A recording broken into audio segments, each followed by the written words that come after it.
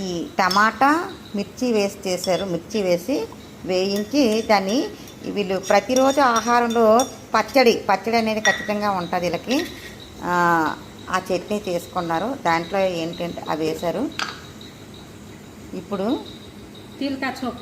తీల్కా choke అట్ట ఏంటో నాకు అర్థం కాలేదు. నువ్వుల పొడి. అవును. ఇందులో ఉప్పు టమాటాలు వేగేటప్పుడు వేసేసారు కాబట్టి కొద్దిగా నీళ్ళు వేసి దీన్ని గ్రైండర్ చేసేస్తున్నారు.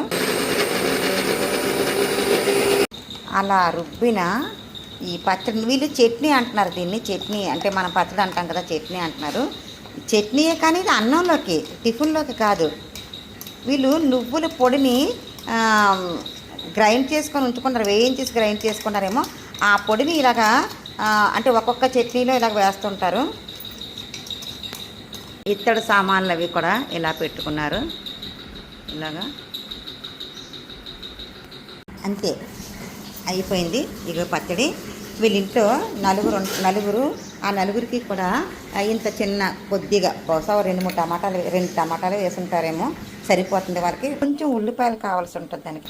ఆ పచ్చి ఉల్లిపాయ ముక్కలని ఆ చట్నీలో వేసుకొని కలుపుకొని తింటే చాలా బాగుంటుంది. ఒకసారి ప్రయత్నించండి మీరు కూడా.